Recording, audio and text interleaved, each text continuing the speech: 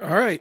Hey, looks like we're live. I haven't done one of these, like an unstuck live stream, in a long time. On today's episode, we're going to talk about how I get stuff done as an entrepreneur with ADHD and give you a little bit of science about the myth of willpower and how it's negatively impacting you and the outcomes that you want to provide. So I'm going to roll the intro and we're going to get into it.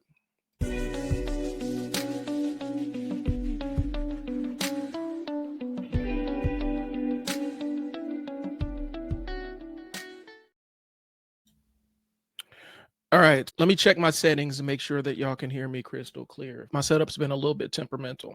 My name is Bryon. I am an entrepreneur with multiple businesses.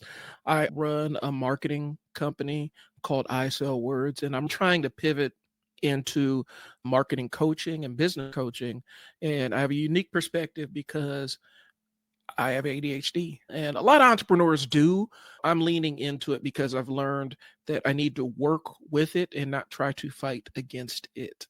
This brings us to the reason why we're here today. Let me go ahead and put my banners up here, first of all. This is a family conversation, so I do want y'all to jump in and add your 2 cents. If you got questions, go ahead and ask them in the chat, and I will try to get to them and make sure we're answering questions and being a resource for the fam. A lot of times when we do this kind of stuff, I don't always think that we're really intentional about the audience participation, but it is super important, y'all. All right, so let's get into the meat of the matter. Okay, so how I get things done as an entrepreneur with ADHD. I had to learn a lot of hacks. And the first part of my life, I was unmedicated. I knew I had it, I had the diagnosis, but since it wasn't affecting like me going to school or anything, and until I got to high school and in college, I never really got treated for it, but it was always something that was lingering. I got to be an adult. I got a job that actually was really intensive on demanding my attention, and I floundered. I had to teach myself a lot of stuff on the fly. At the time, I was medicating with caffeine and large amounts of caffeine and losing a lot of weight. It wasn't a good situation for me. And I did some pretty long lasting damage to myself trying to handle that business. It was not a good idea. I actually went out, got a diagnosis as an adult. They started the medication, and I've been off and on medication. Getting the help and having somebody to talk to was an important factor. Drop your questions in the chat. I don't want to talk to myself. And I do have actual science to back some of this stuff up. I'm not just up here freestyling nonsense to you. I do want to have that conversation. So and I'm going to ask you, I want to ask the audience here. Does this sound familiar? You have a big, hairy task that needs to be taken care of. You figure, you know what? I'm going to build up some momentum. You think, okay, so I'm going to build up the momentum. What I'm going to do is I have this big, huge task. I'm going to get a couple of things, build some momentum, right? I'm going to do these small things and build up the momentum. Some easy things, and it's going to, Tiffany, thanks, Tiffany. Yes, I can relate. You got a big, ugly task, and first thing you think is, I'm going to do some stuff that's going to give me some positive momentum. And then you do those things, and you find other things to give you more positive momentum, and you do those things. And then by the time you've run out of other tasks to build, your momentum is gone. And then you go into beating yourself up, talking about how undisciplined you are, really being nasty to yourself because you thought that if I built this positive momentum, I can be like a ball rolling downhill, and now I can move on and get the next task done. Here's what the issue is, y'all. And I need y'all to understand this. And it took a while for me to understand this. First time I actually heard this, I was listening to, I think it was You Are Not So Smart by Dave McRaney. It's a book about cognitive science, and I recommend it if you want to listen to it. But it talked about the myth of willpower. And it's not a myth like it doesn't exist, but there's some mythology around it. One of the things is we assume that people that are able to get a lot accomplished in a day have tremendous reserves of willpower. A lot of people think they don't have the willpower because they don't have the mental fortitude, they don't have the discipline and whatever. Here's what I'm here to tell you. Scientifically, it's been proven that willpower is a resource that you can deplete. And as you deplete it, you end up losing your ability to build up positive momentum and get things rolling. And so if you've ever sat there and looked at a task and you just didn't have it in you, drop a comment and let me know if that's the case. But the reality is you can absolutely deplete your willpower. When I was a case manager, I used to tell my workers this. There's a number of things that you can do to destroy your willpower, but one is I'm going to get the snowball rolling with all these little menial, low leverage tasks. And that's going to give me the momentum to jump into the hard thing that I've been trying to avoid. So I'm going to condense the nonsense. The way that you address the depletion of willpower is, this is one of my hacks, is if I have a high leverage task, something that's going to make me money, save me time, or move me forward, I try to jump into it when my willpower is high. Typically, your willpower is based on your blood sugar, your blood glucose, and stuff like that. So typically, you're going to have more willpower to get stuff done when you have food in your system. Skipping lunch is a bad idea. Skipping breakfast is a bad idea, especially if you have a lot of tasks that require your attention. Skipping meals is a good way to drain your willpower resources. And so you want to do the big, hairy, difficult task while you have a lot of willpower. And make sure it's not just low leverage busy work, because there are things that are difficult that's just busy work that doesn't necessarily move you ahead, and there are things that are difficult that move you forward. And sometimes you do have to do the boring stuff or the low leverage stuff. That's important too, especially if you're in the business ownership thing. You have to pretty much do the stuff or hire somebody to do it for you. But we waste a lot of time trying to build that momentum. A high leverage activity is creating videos, doing social media work, creating automated email sequences and things like that. That's high leverage stuff that actually requires a lot of my brain power. If I can front load that in my day, once I get that done, I can start going through the tasks that don't have as much tied to them and don't move me ahead as far. That's the first tip I can throw out there, y'all. Organize and sit down and say, is this something that needs to get done right now? Is it something that's going to move me ahead?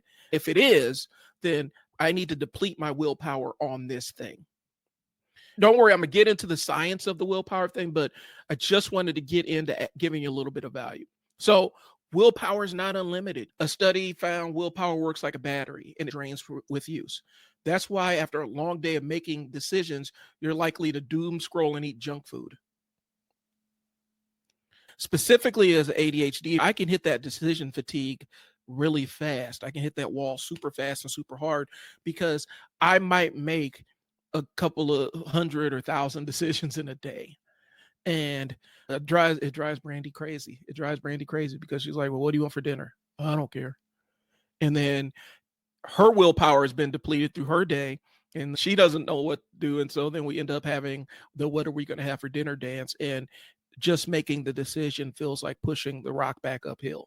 And so a lot of times when you have one of those very difficult days full of making decisions, you feel tired, you feel wiped out, and you're like, all I did was sit at my desk. You're still burning through your willpower, your brain, thinking and making decisions.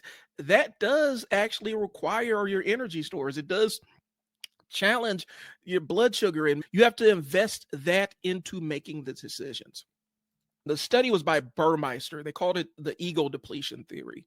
And there's a couple of ways they tested it. I think the test that they specifically used was putting candy in front of little kids and seeing how long it took for them to break and eat the candy, even with the idea of a reward afterwards.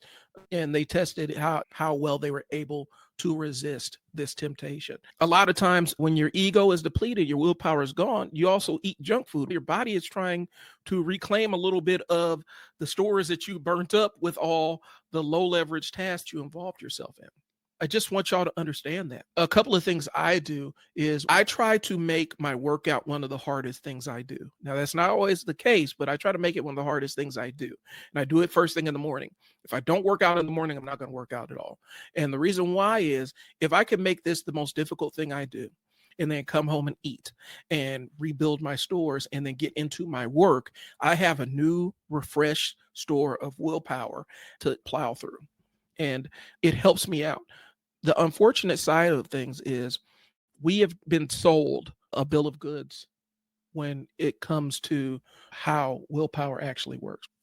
And what I mean by that is a lot of times we've been sold, you're just not disciplined. It's mind over matter. And all you got to do is push through. And because you refuse to push through the wall, you're weak, you're undisciplined. It's a lot of that negativity around the concept of willpower. Unfortunately, y'all, we internalize a lot of that stuff and we end up punishing ourselves. And we do even more things to remove our stores of willpower. Like I said, you work through lunch, you skip breakfast, you do things like that, which actually hamstring your ability to actually have the reserves to get the things done.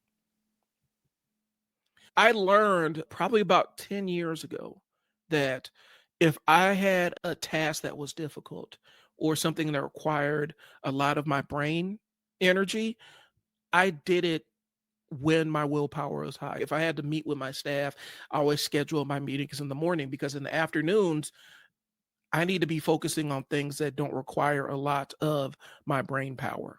I structured my schedule to accommodate that. I tried to throw in the midday workout, and that wasn't working for me. But I tried to schedule my day so that I was nourished. I had food in my system. My blood sugar was in a good position. And that gave me the willpower to power through. And the science actually says that a lot of this is tied, I think it's the glycogen. I'm not sure. It's either glucose or glycogen, but it's basically your blood sugar that you have stored. That's what determines what your willpower is. And as you deplete that, as you start chewing through that resource, skipping meals, working through lunch, you're going to find that your willpower hits a wall a lot faster. So I just want to put that out there. The science backs me up on this. Willpower is a finite resource. And the thing I need you to do as your coach, the thing I need you to do is stop beating yourself up because you feel like you lack willpower, because that's not what the case is. You're not taking advantage of the times that you do have with willpower and scheduling your tasks in that manner. I tested this on myself. When I have activities that require a lot of my brain power, I front load those. Okay. ADHD brains don't lack discipline. We lack dopamine. A JAMA study found we have lower dopamine in the areas that control motivation. It's not like we don't care. It's that our brains aren't getting the signal, that green light, as easily. And so having ADHD stacks another thing against you, because now we are depleting our willpower reserves, but we also lack the dopamine to get things moving as well. And so these are challenges that we stack up against ourselves. I have a feeling that a lot of business owners probably, if they haven't been diagnosed with ADHD, they're just waiting for a diagnosis. Okay. So I'm going to run this down here regarding the willpower thing. Willpower runs out like a battery. And the only way that you improve, if your phone's battery is dying, how do you fix it? If your battery is running out on your phone, what do? You recharge it. And there are simple ways to recharge it. If you're low on battery, you put on the battery saver. If you got an Android, I don't know about iPhones, but you have to put on the battery saver and find ways to save your energy until you're ready to engage with that big, difficult task. It runs like a battery. A lot of times when the battery runs out, we think it's a lack of discipline, and it's really not. It's more like a phone battery. The more decisions you make or self-control you use, so if you're using your self-control, the more it drains. That's why by the end of the day, you're likely to procrastinate and make impulse choices. This is why you're on Shein shopping in bed at night. or you're putting off other things that may only take you 5 minutes to do, but your willpower is depleted by the end of the day. You just don't have it in you. This is why I'm trying to give you the toolkit. Okay. So ADHD isn't a willpower problem, it's a dopamine problem. So we lack the areas that control motivation. Sometimes it's just hard to get started. And once we get started, it requires so much willpower to get started that we burnt through half of our stores. Half of the willpower reserves, we burnt through half of it just getting things started. And it's not like we don't care. Our brains just aren't getting that go signal as easily. That's why things like urgency, deadlines, and fun rewards, they help us lock in. Okay. Too many decisions can absolutely nuke your productivity. If you ever feel exhausted after making a bunch of choices, that's decision fatigue. All right, so here's an example. You go to the grocery store, right? You get a basket full of groceries, you go through the checkout, get them home.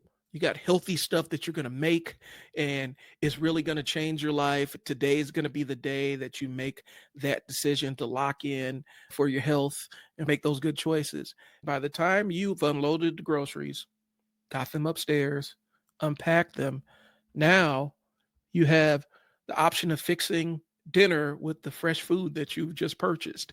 And then there's Wingstop, only a phone call away. How many of you have been up against that situation? Give me a like if you've been in that situation.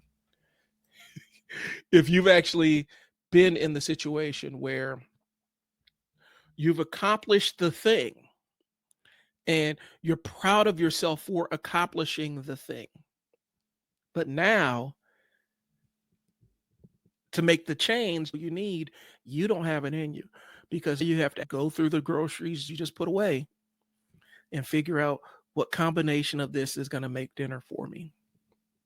Or sometimes you even know what you're going to make and you just ain't got it in you to make it. That willpower thing.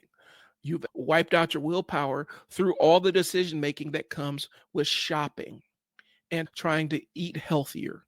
It happens, and it's not necessarily a knock on you or an indictment on you, but we take it as an indictment. We beat ourselves over the head for not being better. And it sucks. And sometimes I think we're really mean to ourselves when it comes to that. You get home from the grocery store, you don't feel like cooking. You're not going to cook any of that stuff. You had all the ideas and you can cook tomorrow. You can always cook tomorrow. Wingstop is tonight because that's a low leverage decision that you can make. It doesn't require any willpower. It's something you like eating and you can order it and then go pick it up. Or if you have the disposable income, you can have it DoorDashed or Uber Eats delivered to you. Too many decisions will absolutely nuke your ability to be productive. There's a hack that they call body doubling. There's a science behind why body doubling works. Studies show that we're more likely to focus when somebody else is around. Our brains treat it like a form of accountability. That's why co-working sessions actually work. You bring in another person, you're able to work next to one another, you're able to accomplish a lot more. And so sometimes even just being on Zoom and having another person present can benefit both of you. And it takes off that burden of feeling like you're trying to make all these decisions by yourself. You have somebody there that can hold you accountable and you can hold each other accountable. Okay. For ADHD rewards, where we are wired to chase immediate rewards, immediate payoffs. And so for us, for ADHDers, that just do it motivation don't work for us. If there's no urgency or a dopamine hit, our brains go and check out. So the trick is to build in small rewards. They call it gamifying now. There are apps that you can buy, which basically turn your daily task list into a role-playing game where you get armor and power-ups for completing tasks. Or you could just do it yourself. Like you treat it like a game and have little tiny rewards. Maybe you reward yourself with, you do 20 minutes of work, you reward yourself with 10 minutes of TikTok scrolling. things like that you actually enjoy, and mixing those throughout your day so that you're not locked into that. Because the reality is you're just making it harder for yourself. And then you end up beating yourself up because you're not able to accomplish the things that you had on your task list. And so for me, there's a couple of different things I do to get stuff done. I already explained one of them to you. Primarily, I try to put my tasks, the difficult ones, I try to front load those. So, case in point, last week at a video I needed to edit, I had some heavy duty color grades, and I'm getting into technical stuff, but I actually shot it in 10-bit, which is a lot for my workstation. 10-bit 4K is a lot for my workstation. And it was a slow moving project, and it crashed a couple of computers trying to get this thing rendered. I was right there on the finish line, ready to ship my first draft over to the client. Just as I'm rendering out the project, my computer crashes. I already spent almost 10 hours working on this video. So my computer crashes. I'm like, that's no big deal. I have my auto saved on, it's backed up to the cloud, so we're good. I turn computer restarts and I reopen the video editing software I was using, and my file is gone. And I start going through the menus and everything, the autosave feature. When I updated the software, the autosave feature got turned off.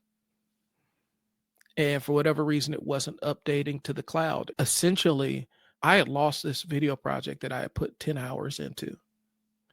My thought initially was, okay, well, I still have the clips here, so I'll just start over again. I started laying my clips out again and dealing with the computer gagging on the video files. I used a codec that my computer did not like. So I lost 10 hours of work, and I'm like, I'm gonna just jump right in and use the momentum after picking my kids up from school and power straight through. It did not happen.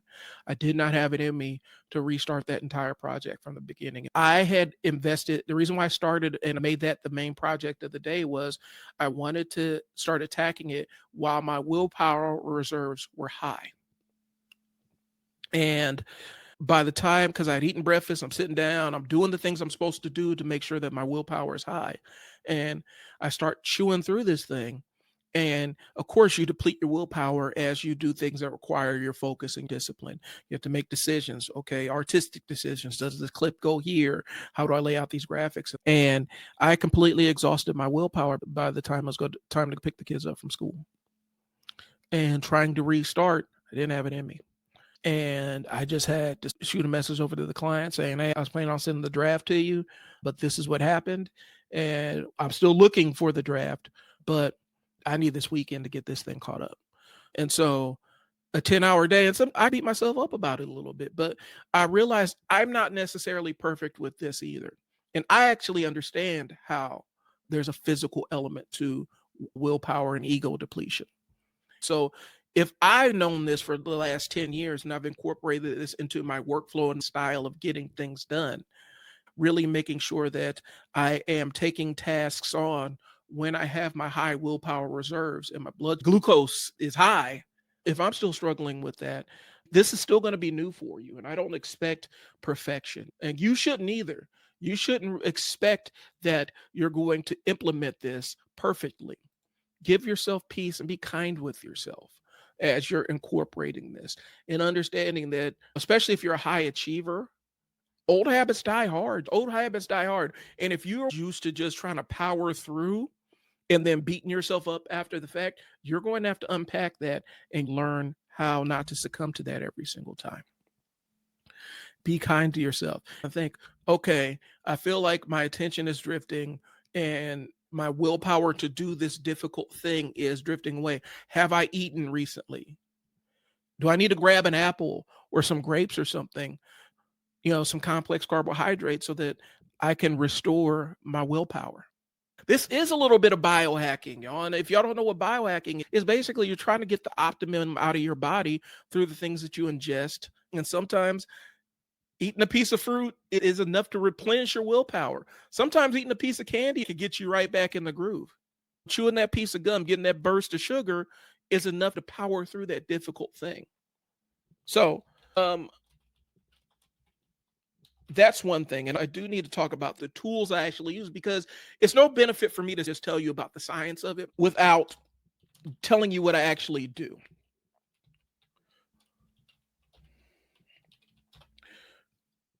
I'm gonna be honest with you. My typical workflow for stuff, like if I have a video, like if I'm doing video work, one of the things I normally do is I actually use a lot of AI tools in a very specific way. Please don't come kill me if you are anti AI. I want you to open up your ears and just give me a chance. Give me a second here, because I know a lot of people see AI as the great evil. One of those people is a person I love more than anything else. My daughter sees AI as the great, unending, unyielding evil that will swallow and destroy us. I'm saying that to say this, y'all. The tools I use is AI. Initially, it was post-it notes. My office was covered in post-it notes, and also digital notebooks like Google Keep. That was my online brain, where I could just dump my ideas and I didn't have to carry them around in my head. And I don't think some of y'all understand how powerful that actually is. Offloading the stuff that's normally in your skull and outsourcing it is a lifesaver. I use a lot of digital implements to help me out. I try to use notebooks. Notebooks don't work for how my brain works. Yeah, I will write it in this notebook, and then I'll lose the notebook and get a new notebook and write this thing in the new notebook. And then I'll find the old notebook and write the stuff in the old notebook. I can't use physical notebooks for tasks that I need to remember. It's very difficult for me to do that. So I use Google Keep. I think Apple has a notes app. I use a lot of digital implements to offload stuff that I need to remember, offload ideas that I need to actually spend some time and sift through. So I have numerous lists. I like Google Keep specifically because it works the way my brain works, which is it's almost like digital post-it notes. And I can make things in the tech checklist, so I can give tasks different priorities and stuff. I've been using that since my case management days, when it came to figuring out who needed, what staff needed to have supervision, who I needed to go out with to supervise them. And so I would use that app to help me stay on task. Okay. And so that was one of the things. And I'm gonna spin the block and get back to the science piece of it, but I'm actually telling y'all the tools that I use. Here's what my workflow is. I do a live stream. I'll make it dead simple for you. I'm doing the live stream, right? After the live stream, I'm going to download this video to my computer. Then I'm going to open up my Descript app. It's called Descript. I'm going to upload the video to Descript. Descript is a video editor that transcribes and so it'll transcribe your entire video. And then you're editing the video as simple as editing the document. Now it costs money, but it saved me 24 hours a week of video editing, because I'm producing a lot of videos right now. I use Descript to help me out. Descript has some AI tools in it. I can tell Descript to go out the window. Descript has an AI feature where I can tell it, edit this for clarity.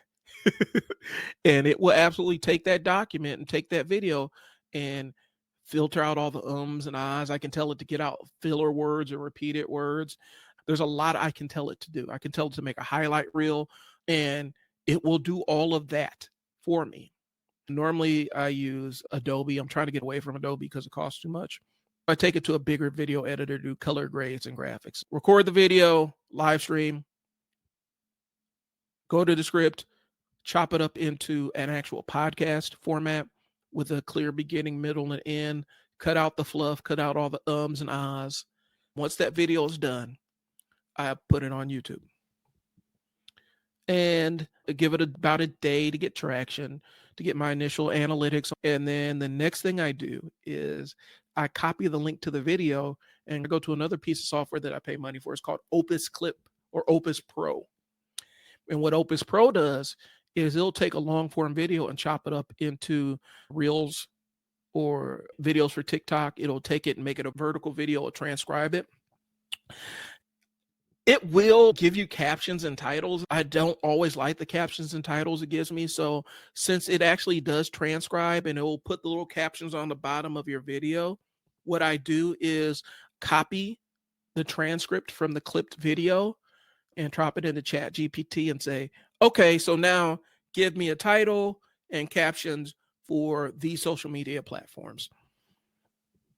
And then I use those captions because I can upload directly from Opus. I use those captions and titles, and then I share the video, and Opus allows you to share to multiple platforms. But that's how I use AI in my workflow so that I don't have to burn up reserves of energy for a lot of this thinking. Right now, I'm producing like 3 or 4 shows, y'all, and producing and distributing 3 or 4 shows. These are the things that help me keep things in order. One of the dope things about the AI video clipper tool, Opus, is I can cut vertical videos, I can cut horizontal videos. So if I do a 2-hour live stream, I could cut it into 10, 15-minute segments and use those as traditional YouTube videos. And Opus will rate how well they think the video, how coherent it is, and talk about the different points you made. And that saves me time too. I create the content in long form and repurpose it, and I get about 20 TikTok, Instagram clips out of it, and then maybe 6 or 7 YouTube videos out of it. Those are the tools I use in my video production workflow and social media content workflow to get things done. I do not use ChatGPT to just generate stuff without my input. So a lot of times if I'm using ChatGPT, I'm inputting my words or putting in my transcripts from my videos. I'm telling it what I want it to do with it. So it's using my own ideas and just organizing it. And then, of course, as a copywriter, I go back and re-edit stuff and make sure stuff makes sense. But those are the tools I use to get things done. So number one, I try to make sure that I am actually looking at the clock and working with my ADHD and with my willpower reserves and not against them. And what that looks like is time things. So I try to do things when my willpower is high, because there's a science behind ego depletion. Okay. Self-control is like a muscle, gets tired when you use it too much. And it gets exhausted when you have to resist temptation or make a tough decision. It depletes your mental energy. And then your future self-control is a lot harder. Like your present self can accomplish a lot of, your present self overestimates what future self can do. Present self always writes checks that future self cannot cash. Your present self has high expectations for future self. And then when future self doesn't live up to those expectations, then past self is mad at him. That makes sense. So whenever you resist temptation or make a tough decision, it depletes your mental energy and makes future self-control harder. So if you try to resist eating a cookie, you're more likely to procrastinate on your work later because you've tapped into your self-control and depleted a little bit. There was a study, the cookie versus the radish, and participants had to resist cookies and eat radishes instead. Participants who had to resist cookies and eat radishes instead gave up faster on an unsolvable puzzle than those who ate cookies. This suggested that willpower had to be depleted. They took a bunch of people, put them in a room. They put a plate of radishes on the table, put a bunch of cookies on the table. They had people work on these puzzles. The researchers knew the puzzle was unsolvable. They gave them radishes to eat while they're working on the puzzle. They had to actively resist eating the cookie. If they ate the cookie, the thing was over and they lost. And they realized that willpower is something that can get depleted. And then there are studies about thought suppression. People were told not to think about a white bear struggle to control their emotions later on in tasks. Just little tiny innocuous things that you think are small deals actually drain your reserves of self-control, your reserves of willpower. Okay. So a little bit of the neurobiology, the prefrontal cortex, which controls decision-making and self-regulation, plays a role. Glucose consumption was initially thought to be linked to self-control depletion, but later studies have questioned this. So it's a little bit up in the air. But for me, the thing that has worked is making sure that I am nourished when I need to do tasks that are difficult or require a lot of brain power. Skipping meals, even just a small snack to pick those glucose levels up has helped me out. So even though they're saying later studies have questioned it, for me in my own little, what was it, anecdotal world, and the key is making sure that when it's time for me to make difficult decisions, I actually have food in my system or something to snack on. Studies have failed to replicate the classic ego depletion findings, but it cast doubt on the original theory. Again, take it with a grain of salt. For me, it's worked. Newer research suggests ego depletion is not just about willpower running out, but also motivation. People may conserve effort when they don't see a benefit to persisting. So, and a lot of it still has to do with what you believe. If people believe willpower is unlimited, they don't experience depletion as strongly. I'm here to tell you that willpower is not unlimited. But the way that you can use this is break your tasks into chunks to avoid burnout. You boost your motivation by reminding yourself of your rewards. You reframe your effort. If you see self-control as unlimited, you may perform better. I don't necessarily agree with that. I think what that sets you up for is a negative spiral where if your willpower runs out, if your self-control runs out, then you start beating yourself up. And take breaks and manage your glucose levels. Healthy snacks can help. For me, it's worked out.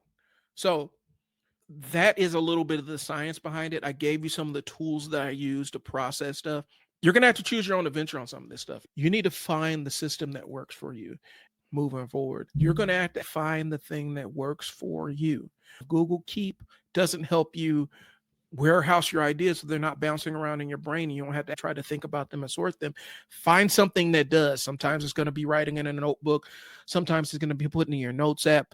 There are recording apps. When I'm driving, I use Google Recorder to record and transcribe my thoughts. A lot of times my thoughts bounce around in my brain and it does make me tired. It does reduce my ability to focus later on. And so I outsource that stuff. The overall theme is outsource as much as you can when it comes to stuff you need in your brain. Set alarms for yourself. Set reminders for yourself. Don't burden yourself feeling like you have to remember everything. Use a calendar. There's plenty of free apps out there for you to do that kind of stuff. Use tools that are available so that you can actually do, for the low leverage tasks, you can power through them quickly. This weekend, I sat down because I did have to sit down and have a come to Jesus meeting myself with the unstuck sessions and what it's going to look like, because I do want to move more into the coaching realm and less and more out of the done for you services realm.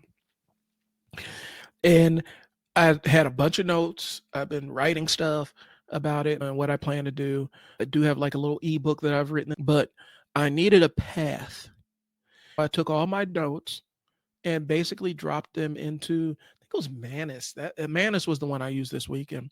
It's an AI that you have to get beta access for, but I put it in there and said, organize this into a cohesive roadmap / business plan for me.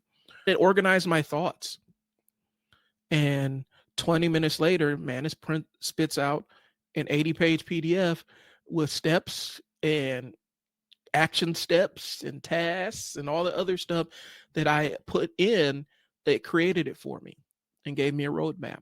That is an entire week's worth of work completed in about 20 minutes. I didn't have to think about it. It allowed me to do other things. Find the things that make your life easier and stop beating yourself up for finding the hacks and shortcuts. So that's what I'm going to tell you. I'm going to get back on script here. Okay. So I use a lot of deadlines. I found that telling people my goals means that I don't accomplish them. And so I tell myself my goals. I don't necessarily share specific goals I have until they're underway or already completed.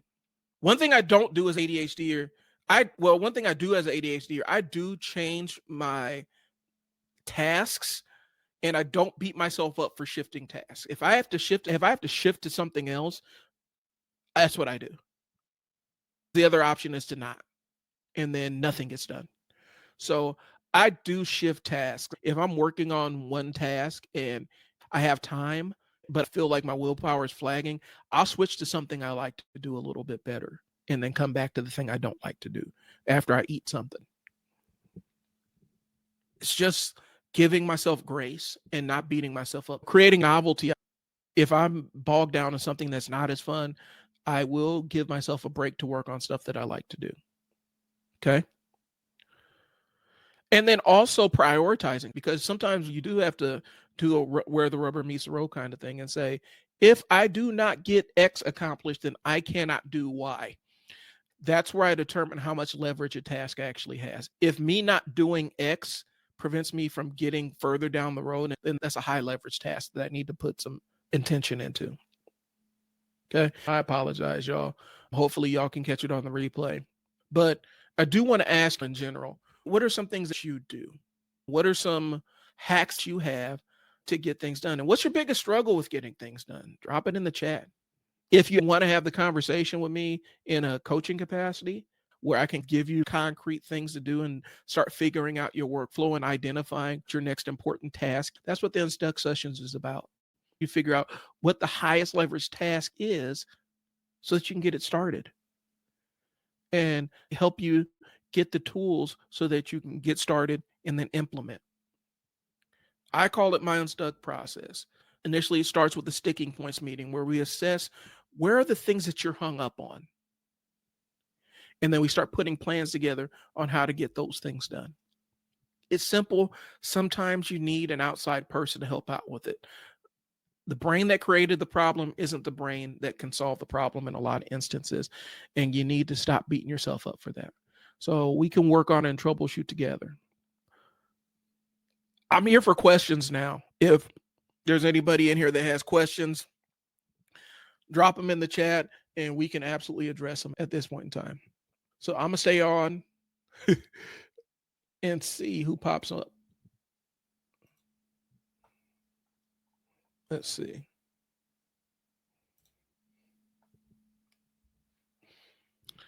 Like I said, it's not always the easiest thing. And unfortunately, ADHDers sometimes get addicted to low leverage busy work just because it's easy and doesn't require a lot of you.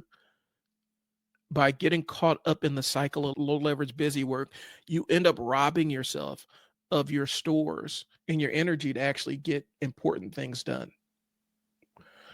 Like I said, if I have something difficult that's not exactly fun, I got to do it in the morning.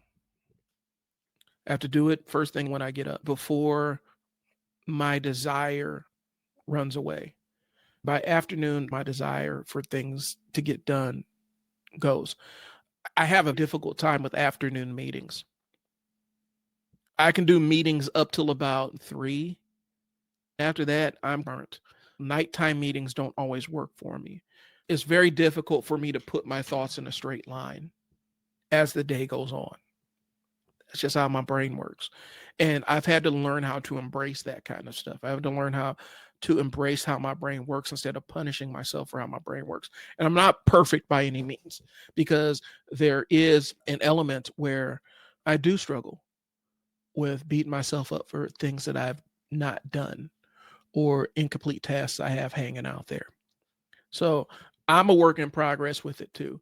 All I can do is give you the things that have worked for me. Let's see. If this helped, share it with another ADHD entrepreneur. That's who I really want to engage with. That's who I really want to coach and who I want to work with. But I'm not just for ADHD entrepreneurs. I'm for entrepreneurs that are stuck. And what I mean by stuck is you don't know what your next step is. You need to book a time with me so we can figure out how to get you moving. And if you got any productivity struggles, shoot them to me and I can cover them on a later live stream. I'm planning on doing this pretty consistently on Mondays, because it used to be Tuesdays were my day, but me and Fearless have the Trial and Error podcast live stream on Tuesdays. Monday's kind of the day I have in my calendar for personal branding stuff. I figured that this is the perfect day to sit down and actually start over with the unstuck sessions.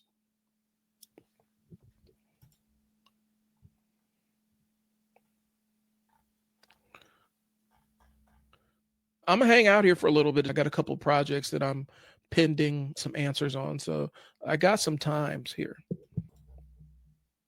Like I said, if you got any questions, drop them in the chat. I'll be glad to answer them on the stream.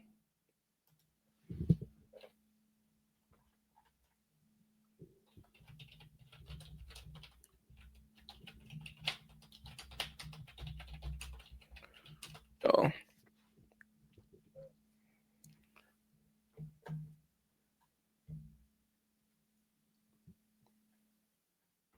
So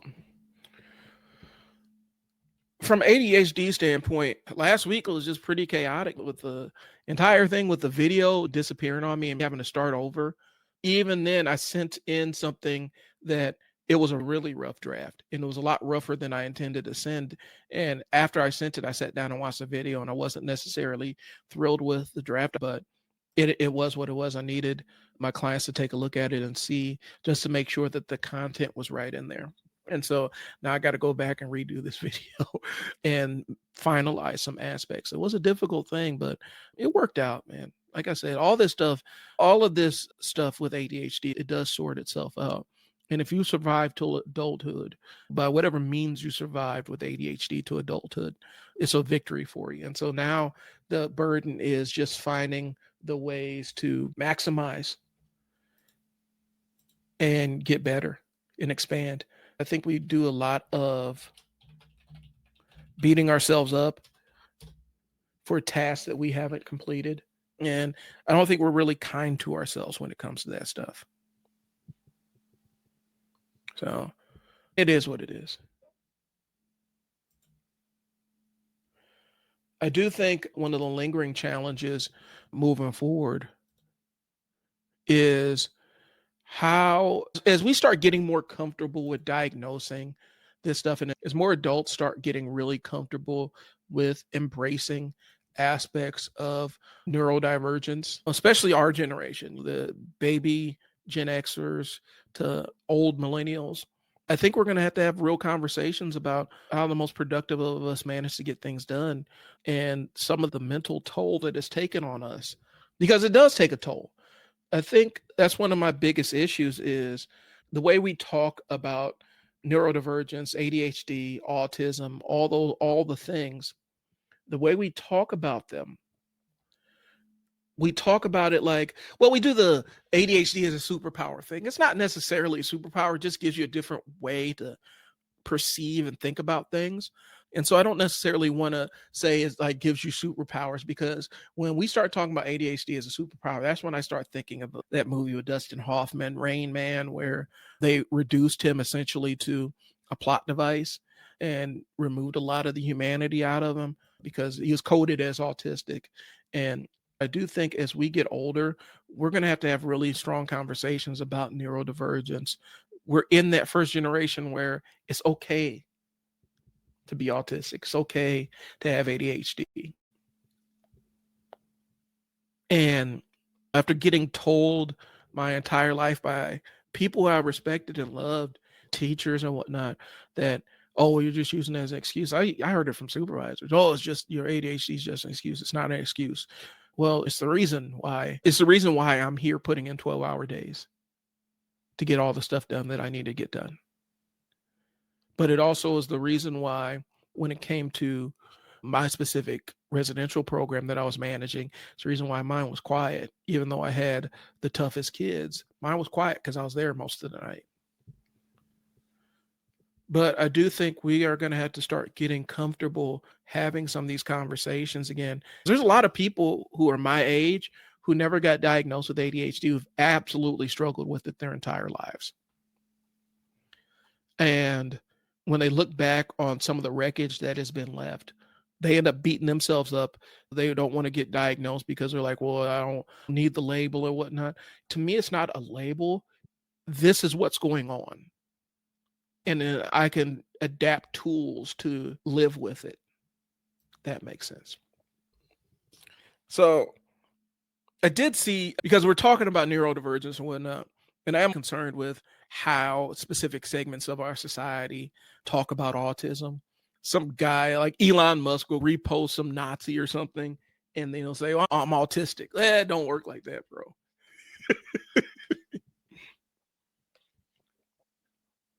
Some incel will do this "I hate women" screed, and then say, "Well, I'm autistic, so you need to understand it don't work like that. Neurodivergence don't work like that." I feel like we don't have, or with RFK thing, where he's talking about, I've seen autistic kids banging their heads up. There are plenty of autistic people who are just out here living their lives. And what they don't need is to be erased or talked about like they have some dread disease. They're still kids. And it's just a different way of processing and exploring the world. We just need to adapt to it as parents. We need to find ways to adapt to it and give them the tools so they can be as successful as they can be. And not treat it like it's this dread thing that, oh, how did we get cursed with this? It's the same thing with ADHD. And since there's a lot of co-indicators, I do sometimes sit around and think I should get screened for autism too. I might need to get tested for both.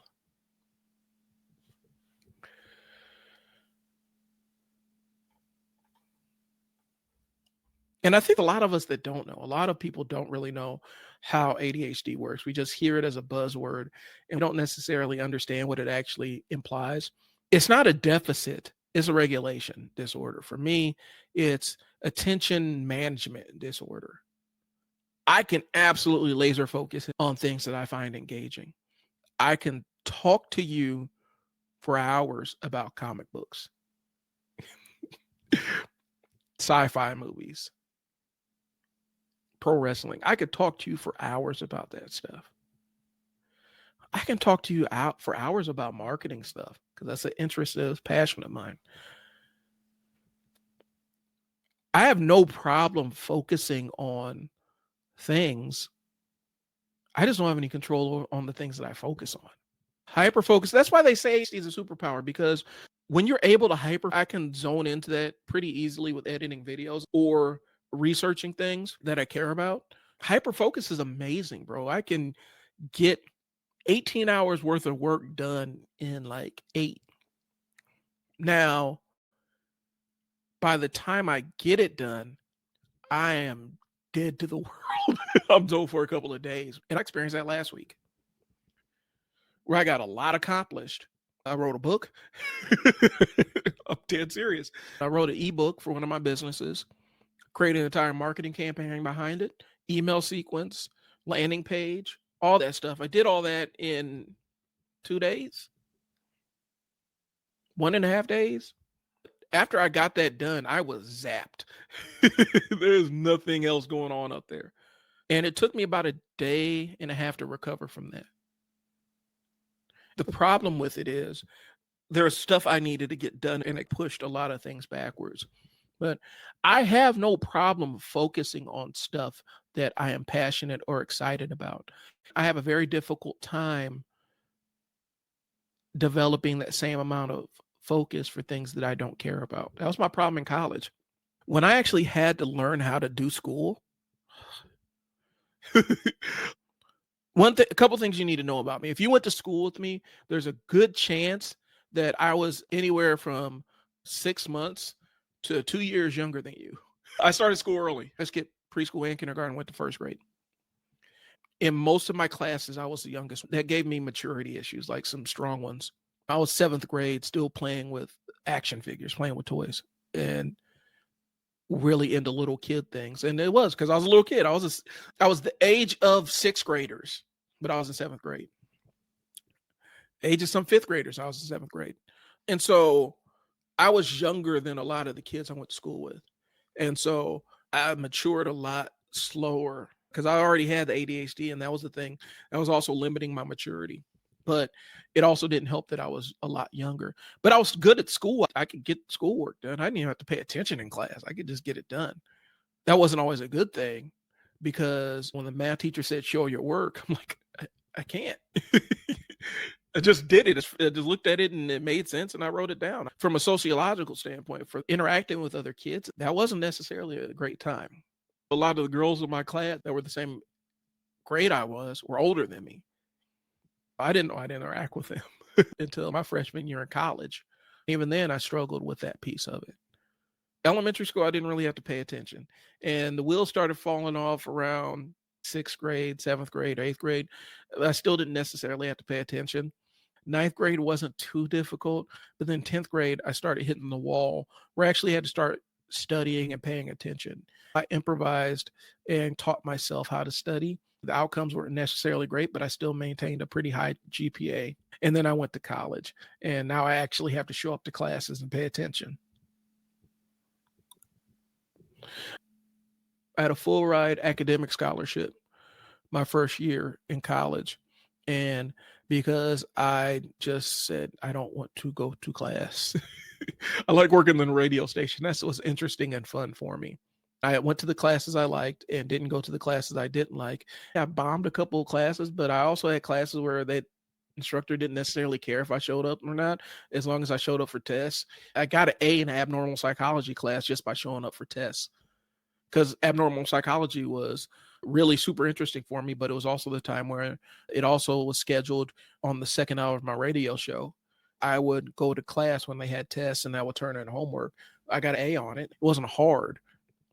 And then there were days where you had to go in. I actually had to show up to debate ideas and stuff, and I would show up for those. And I did keep up with the coursework because I was fascinated by it, but you can't do that for every class in college. And I ended up costing myself a full ride scholarship just because of complete inability to lock in. And I had to figure shit out. And by the time I got to my senior year, my mom was coming, like, I think she had just finished up chemo. And I'm like, I need to work so she doesn't have to take care of me. And I got a full-time job because I wanted money too. And that's what it is. So I dropped out of school to start working. And I found my career at the time, which was residential youth care, working at Boys Town, working in the homes. And I'm like, okay, this is what I want to do my career for. So this is what I'll do for my career. In order to move up the ladder, I need to get my degree to qualify for the job I already have.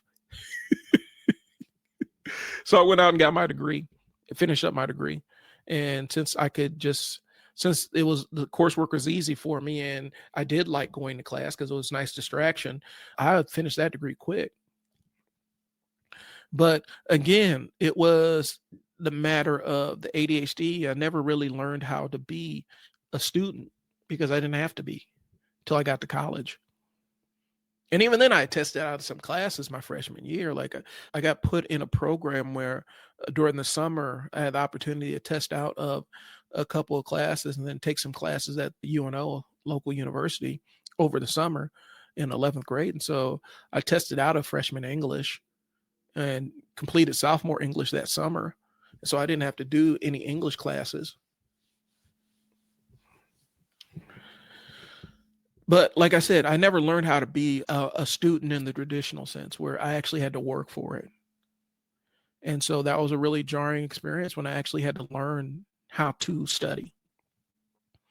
And that summer class at UNO was godsend because they actually taught you how to study. They taught you how to take notes. I was able to use some of that my senior year to make it out of school. I graduated with a pretty decent GPA, but it was nowhere as high as it could have been. There was a degree of underachievement, and I had to reckon with that. Like, there's an entire arm of underachievement that I went through, like, and I still struggle with it because I know in a lot of senses I underachieved a lot of things that I was probably capable of. And I had to square myself with that. If we're being really honest, I did underachieve a lot of stuff. And so I always have that regret, that tinge of regrets about what could I have accomplished if I had my ADHD under control when I was in school. Probably could have been a lot further. I probably would have had a master's degree. And I was on my path. I was actually planning on getting my master's degree. I'd done most of the coursework when I was working at Boys Town. By virtue of having my staff in the office, I would help them out if they had their master's or whatnot. I was on my way to get my master's in clinical counseling. I'd done most of the reading on my own. I got the textbooks and started going through that stuff. And one of the crazy things was I got an assignment and they basically told me if I do this assignment, then they would sign off on my master's because they're about to give me the full ride scholarship to get my master's in clinical counseling.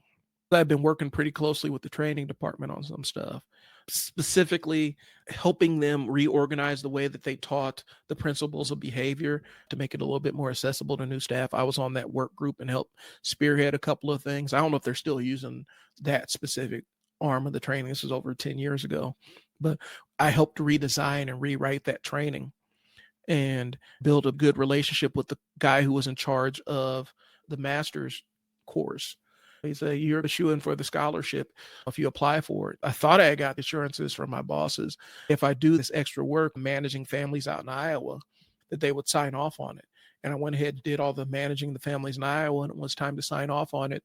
They used the fact that my mom was sick as a reason why they wouldn't sign off on the master's program. At that point, I was just like, okay, I'm done. I could have had a master's in clinical counseling. Sometimes I still go through the case studies and see if I could figure out diagnosis and stuff, because I was always fascinated by that. Maybe one of these days I'll go back and get that master's in clinical counseling. I don't know if I'll pursue a license to become a licensed therapist, but it's something that has always fascinated me. Cognitive science has always fascinated me.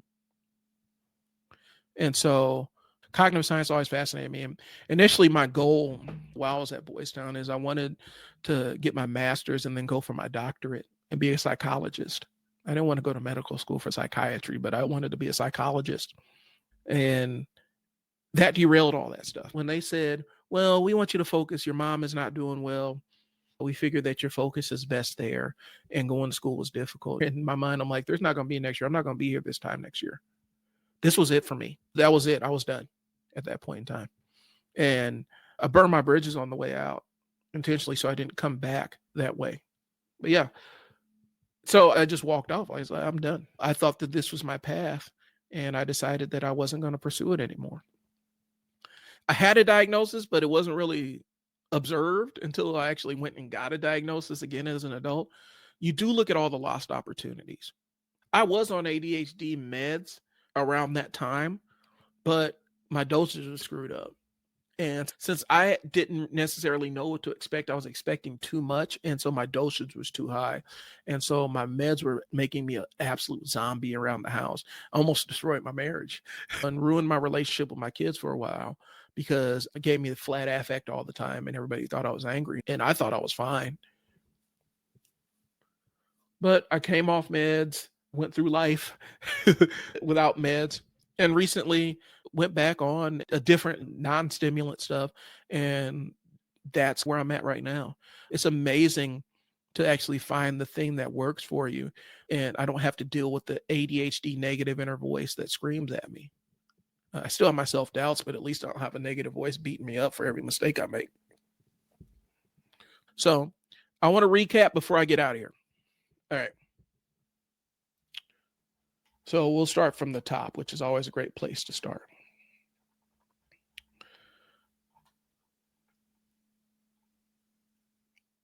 So first things first, willpower is a limited resource. The mythology around it is the fact that all you need is strong discipline and you can power through anything. And there's been studies, Burmeister study, and the Burmeister study has been challenged a couple of times.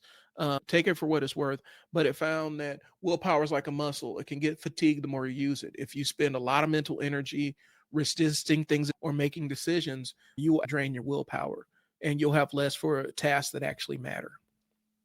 And so, and ADHD brains have another thing layered on top of that, which is the dopamine.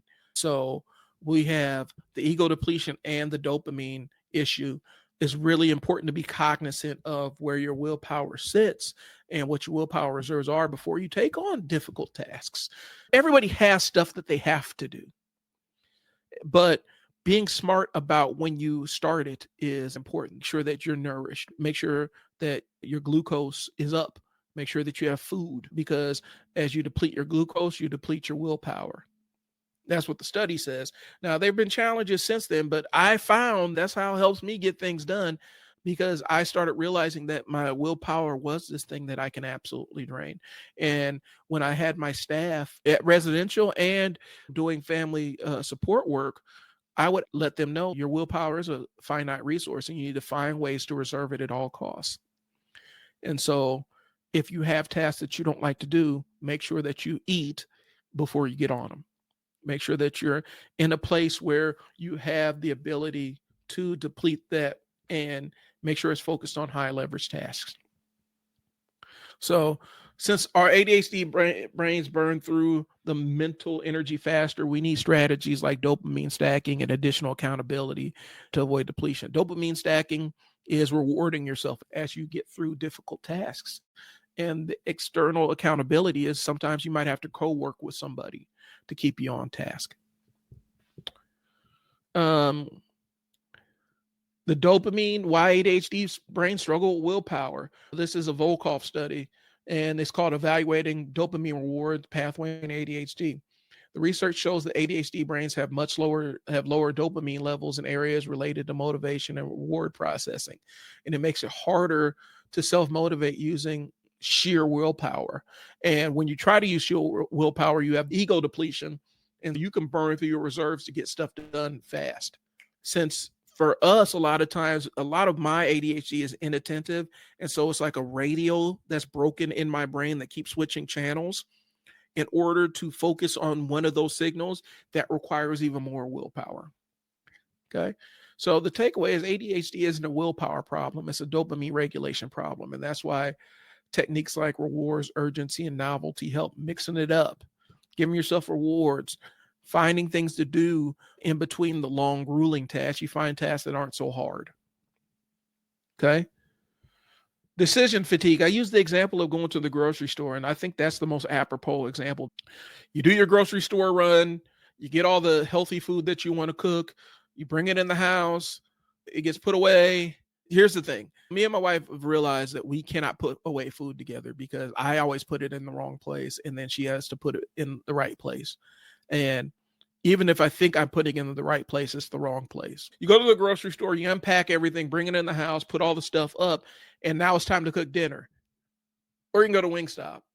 And more times than not, it's Wingstop, because cooking dinner requires a whole process of getting things done and figuring out what you're going to cook, and then going through your mental checklist of, okay, so how do I prepare it and do all the other stuff. And so that's why when you go to the grocery store, you end up picking up something after you go to the grocery store.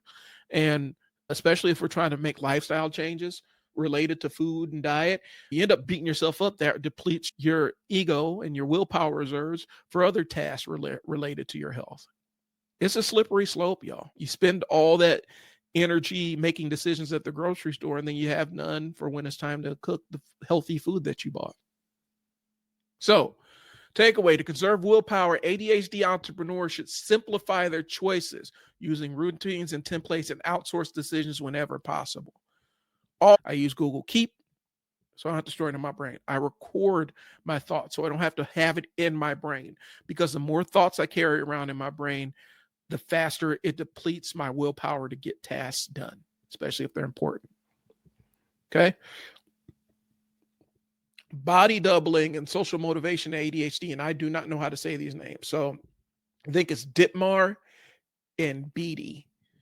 And the study, if you want to look it up, is the social basis of self-regulation and social comparison and social control in everyday life.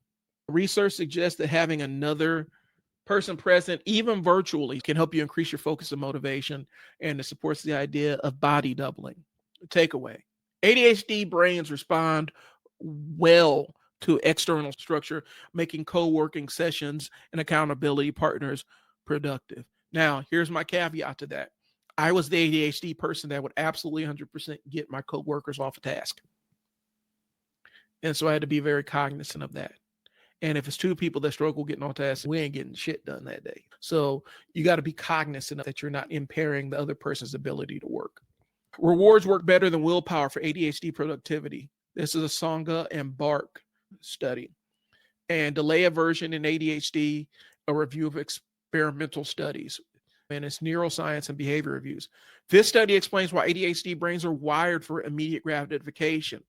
Delayed rewards don't motivate us as well as short-term incentives. The takeaway is you got to find small, frequent rewards, and it doesn't have to be anything big. Sometimes it can be food. Let's be honest. Like, since we're talking about the ego depletion and a lot of it's tied to your glucose levels, starving yourself and trying to do a hard task, that you are sabotaging yourself. So sometimes your reward probably does need to be a small snack.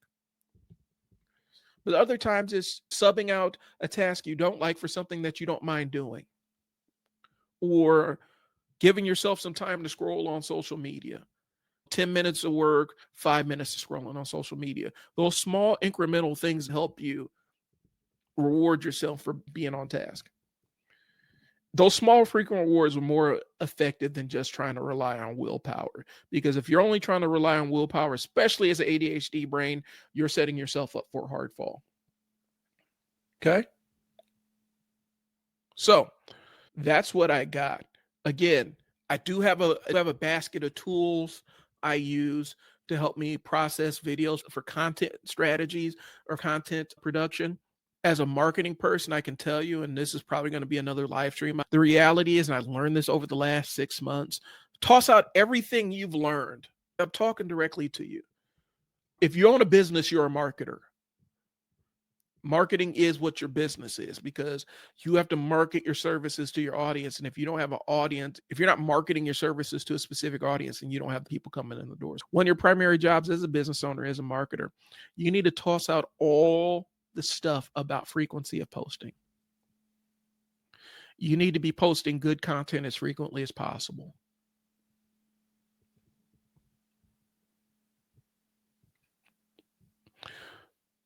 That's how you win the game. Be posting good content as frequently as possible. And then when you have a real winner, that's the one you decide, that's the one you can boost on Facebook or make into an ad on other platforms. But you need to be posting great content as much as possible. And so I have tools to help me do that. There was a run where I was posting 7 days a week on multiple platforms for 4 different brands. And we saw explosive growth in a couple of those platforms because it was high quality content we were banging out. There's a whole section that I sat there and talked about just being an ADHD kid and coming up through school, but we'll go through the points and then I'm gonna log off here. I talked about restarting the Unstuck live stream. I think Mondays is going to be my day around 1. I want more questions. I don't like talking to myself. Comments, questions are always welcome. I appreciate y'all for that. I talked about the myth of willpower and why it fails ADHD brains. Willpower is not unlimited. And there's studies to back it up. There's studies that have disproven that. There's studies that have reproven it. But in my application, willpower is not unlimited. And it is tied to glucose in your system. If you're struggling to stay on task or struggling to complete something and you feel like your willpower reserves are going away, then you probably need to eat something.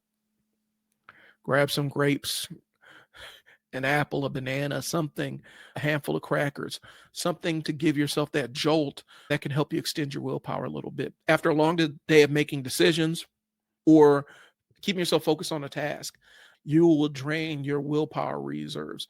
And then the fact that ADHD brains also have problems with dopamine, it can be a deadly combo for any tasks that need to get done. And so everything that you do taps into your willpower. Every decision you make taps into willpower. So the way I short circuit that is I front load high leverage tasks. High leverage tasks are things that move the needle, create money, create business, move me closer to the finish line, not just busy work. If the busy work doesn't create substantive changes, but I still have to get it done, I put those for the times after I get the high leverage tasks done. I've learned the lesson, and I'm urging y'all to stop doing this too. If you have a big, hairy, ugly task, I would jump right into the task instead of finding other tasks that aren't as hard to get completed, because now you're robbing yourself of future willpower. That's just my takeaway. Okay. ADHD brains don't lack discipline. We just lack dopamine. Okay. And decision fatigue makes it worse. It's the reason why you go to the grocery store, buy all these healthy foods, then get home and you don't have the energy or willpower to cook. And then you go to Wingstop and then you beat yourself up for the rest of the night.